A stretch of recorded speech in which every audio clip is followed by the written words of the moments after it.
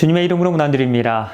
미국 문학을 배우는 학생들은 에드거 앨런 포의 유명한 아셔가의 몰락이라는 소설을 아마도 잘 아실 것입니다. 그 소설은 한 여자아이가 자신의 쌍둥이 오빠에 의해서 실수로 산채로 생매장되는 이야기입니다. 후에 간신히 이 꼬마 아이는 관에서 빠져나오게 됩니다. 그리고 그 아이를 목격한 오빠는 충격으로 인하여 죽게 되는 줄거리입니다.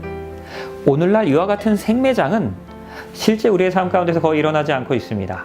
적어도 육체적으로는 그렇습니다. 하지만 영적인 면에서는 우리가 생각하는 것보다 더 많은 생매장들이 경험되어지고 있습니다. 침례는 성경에서 회심을 상징하는 예식입니다. 침례는 우리의 죄된 과거에 대하여 죽고 우리가 그 예수 그리스도 안에서 기쁨과 승리의 새로운 삶을 경험하기 위하여 부활하는 것을 의미하는 것입니다. 자신의 기쁨만을 위해서 하나님께 거역하던 이전의 생애를 모두 묻고 생매장하고 새로운 삶을 사는 것입니다. 예수께서는 성경을 통하여 침례에 관하여 아는 것이 참으로 중요하다라고 말씀하십니다. 사람이 물과 성령으로 나지 아니하면 우리 하나님의 나라에 들어갈 수 없는 것입니다. 누구든지 그리스도와 합하기 위하여 침례받는 자는 그리스도로 옷 입힘을 얻게 되는 것입니다. 예수 그리스도께서는 모든 그리스도인들이 침례를 받아야 한다라고 말씀하시는 것입니다. 구원은 예수 그리스도를 믿음으로 얻는 것입니다. 침례를 통하여 그 믿음이 표현되어지는 것입니다. 그러하게 예수 그리스도께서 침례받는 것은 그리스도인의 삶에 있어서 아주 필수적인 것이라고 분명히 우리에게 말씀하셨습니다. 성경은 이 침례에 대하여 100번 이상 언급하고 있습니다. 그리고 예수 그리스도께서 제자들에게 마지막으로 다음과 같이 명령하셨습니다. 그러므로 너희는 모든 민족을 제자로 삼아 아버지와 아들과 성령의 이름으로 무엇해야 합니까? 침례를 베풀고. 누군가의 마지막 말은 중요합니다. 예수 그리스도께서도 제자들에게 마지막 말씀을 하시면서 새로운 교회를 위한 비전을 나누십니다. 그리고 그 교회의 지도자들은 온 세상에 복음을 전파할 것이었습니다. 그리고 이를 통하여 사람들이 예수 그리스도를 개인의 구주로 영접하고 침례받도록 그 하는 일을 제자들에게 위임하시는 것입니다. 주도 한 분이시고 믿음도 하나요. 무엇도 하나입니까? 침례도 하나인 것입니다.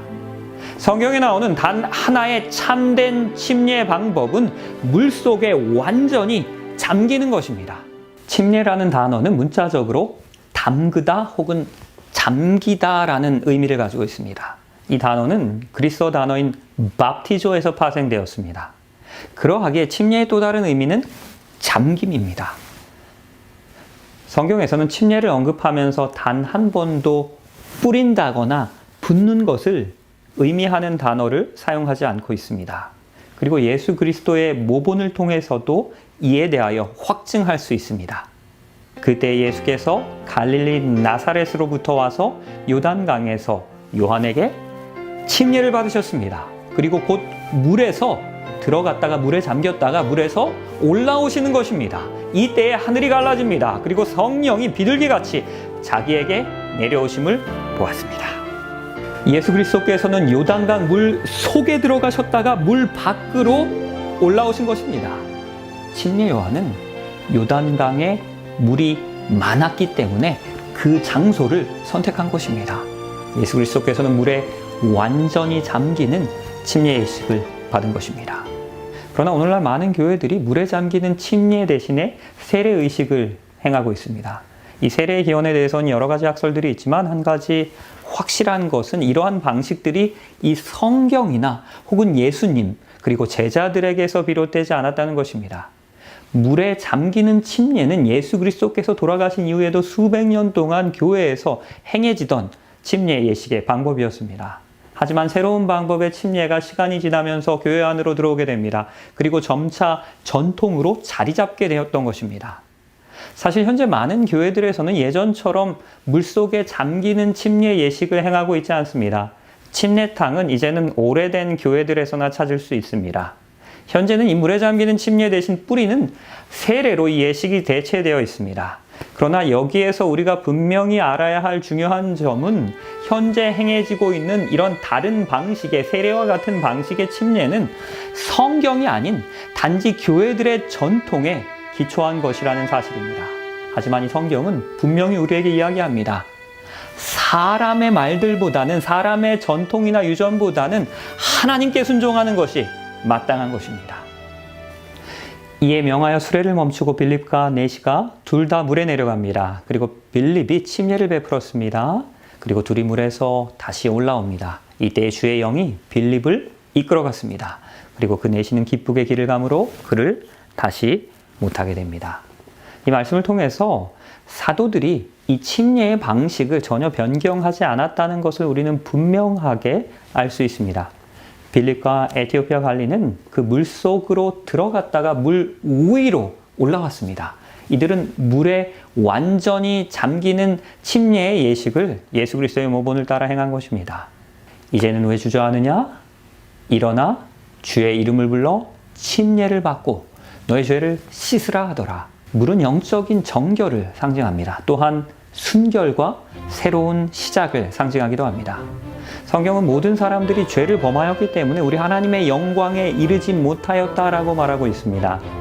그러나 모든 사람은 이 침례를 통하여 새로운 삶을 시작할 수 있는 것입니다. 물론 그 물 자체에 우리의 죄를 씻어낼 수 있는 어떠한 신비한 능력이 있는 것은 아닙니다.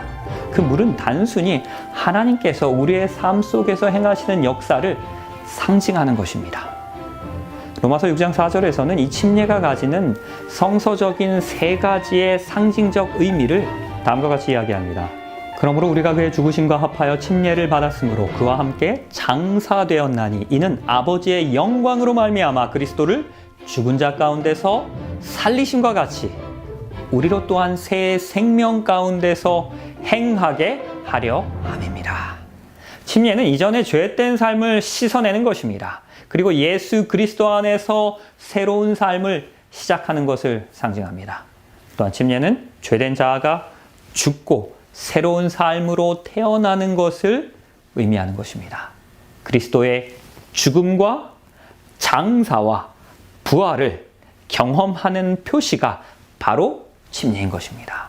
예수께서 돌아가시고 장사 지낸 뒤에 부활하신 것처럼 새로운 그리스도인들은 침례를 통하여 죄된 이전의 삶에 대하여 죽고 물속에서 장사 지낸 후 성령의 능력을 부여받음으로 새로운 삶으로 부활하는 것입니다. 이 상징들이 바로 이 침례의 핵심인 것입니다. 침례받은 사람은 먼저 죄된 삶을 내려놓습니다. 그 물속에 잠기었다가 예수 그리스도 안에서 새로운 삶을 살기 위하여 올라오는 것입니다. 누구든지 그리스도와 합하기 위하여 침례를 받은 자는 그리스도로 옷 입는 것입니다. 바울은 침례를 받을 때 그리스도로 옷 입는다라고 기록하고 있습니다. 이것은 우리의 옛 삶이 예수 그리스도와 하나가 된 새로운 삶에 의하여 덮이는 것을 의미하는 것입니다. 그러하기에 우리는 그리스도의 이름으로 침례를 받습니다. 믿고 침례를 받는 자는 구원을 얻을 것입니다. 그리고 믿지 않는 자는 정죄를 받게 될 것입니다. 구원은 예수 그리스도를 믿고 은혜로 주어지는 것이기에 침례 자체가 우리에게 구원을 주는 것은 아닙니다. 하지만 그 침례는 그리스도인 경험에서 아주 필수적인 것입니다. 만약 그릇된 형태의 침례를 베풀게 된다면 궁극적으로 그 침례의 의미 또한 변질되고 퇴색되는 것입니다. 침례는 죄된 삶의 죽음과 예수 그리스도 안에서의 새로운 삶인 부활을 의미하는 것입니다. 오직 물에 잠기는 그 침례만이 이 모든 영적인 의미를 담아낼 수 있는 것입니다. 예수께서 대답하십니다. 진실로 내게 이르노니 사람이 물과 성령으로 나지 아니하면 하나님의 나라에 들어갈 수 없습니다. 진실한 물의 침례는 성령의 침례를 동반합니다. 거룩한 성령으로 침례를 받는 것은 성령 안에서 완전히 잠기는 것을 의미하는 것입니다. 이것은 성령께서 내 안에, 내 삶에 들어오셔서 나의 삶을 변화시키는 것을 뜻하는 것입니다. 성령의 역할은 우리의 죄를 깨닫게 하시는 것입니다. 그리고 그 죄에 대한 해결책으로 예수 그리스도의 의를 우리에게 선물로 주시는 것입니다. 성령은 또한 우리가 하나님의 말씀을 잘 이해할 수 있도록 도와주시는 것입니다. 그리하여 성령의 침례는 성령을 선물로 받게 되면서 그 성령의 열매를 맺음으로 드러나게 되는 것입니다. 또한 이로 말미암아 우리가 하나님의 사랑을 더 효과적으로 전할 수 있도록 우리를 도우시는 것입니다. 사실 침례를 받지 않고도 교회 다닐 수 있습니다. 그러나 교인이 되기 위해서 우리는 반드시 이 침례를 받아야만 하는 것입니까? 그 말을 받은 사람들은 침례를 받았습니다. 그리고 이날의 신도의 수가 3,000이나 더하였습니다. 주께서 구원받은 사람들을 날마다 더하게 하셨습니다. 예수 그리스도의 이름으로 우리가 침례를 받을 때 우리는 자동적으로 그 교회의 일부가 되는 것입니다. 교회는 우리를 영적으로 성장시키는 것을 돕습니다. 그리고 함께 복음을 효과적으로 전파하도록 하나님께서 선택한 사람들의 모임인 것입니다. 침례에 대한 결정을 내리는 것은 하나님의 교회의 일원이 될 것임을 또한 약속하는 것을 뜻하는 것입니다. 성경은 또한 재침례에 대하여도 언급하고 있습니다. 이르되 너희가 믿을 때 성령을 받았느냐? 이르되 아니라 우리는 성령이 계심도 듣지 못하였노라. 바울이 이르되 그러면 너희가 무슨 침례를 받았느냐? 대답합니다. 요한의 침례니라. 바울이 이르되 요한이 회개의 침례를 베풀며 백성에게 말할 때 내 뒤에 오시는 이를 믿으라 하였으니 이는 곧 예수라 하거늘 그들이 듣고 주 예수의 이름으로 다시 침례를 받았습니다. 침례는 한 번만 받는 것이 이상적입니다. 하지만 재침례를 받도록 추천하는 몇 가지의 경우들이 있습니다. 첫 번째는 아주 중요하고 새로운 진리를 발견하였을 때입니다. 바울이 에베소에서 지금 설교를 하고 있었습니다. 일단의 무리가 침례 요한에게서 침례를 받았습니다. 그러나 그들이 성령에 관하여는 들어본 적이 없다는 것을 알게 됩니다. 그래서 이 바울은 이 사람들을 따로 데리고 가서 성령의 사역과 권능에 대하여 가르쳐 주었습니다. 그리고 이 새로운 진리는 그들의 삶에 너무나 큰 영향력을 미쳤기 때문에 그들은 재침례를 받고자 결심하였습니다. 이처럼 삶에 큰 영향을 미치는 아주 중요한 진리를 새롭게 배우고 깨달았을 때 우리는 재침례를 받을 수 있는 것입니다. 또한 그렇게 하는 것이 적절하다라고 성경은 이야기하고 있는 것입니다. 두 번째로는 우리가 믿음을 저버렸다가 다시 교회 안으로 돌아왔을 때의 일입니다. 침례는 예수 그리스도와 혼인 관계로 들어가는 것을 뜻하는 예식입니다. 만약 여러분이 이 관계를 저버리고 예수 그리스도를 떠났다가 다시 돌아오기를 원한다면 그때는 재침례를 받는 것이 적절한 것입니다. 예수님과의 새로운 관계는 다시 한번 예수님께 사랑과 충성을 서약하면서 시작되기 때문입니다. 혹시 지금 이 시간에도 이 침례를 받는 것이 망설여지시는 분들이 계십니까? 이에 대하여 성경은 우리에게 분명하게 권면합니다. 이제는 왜 주저하느냐? 일어나 주의 이름을 불러 무엇해야 합니까? 일어나 주의 이름을 불러 침례를 받아야 합니다. 사단이 사용하는 가장 효과적인 전략 가운데 하나는 사람들로 하여금 결정을 미루도록 만드는 것입니다. 성경은 우리에게 분명히 이야기합니다.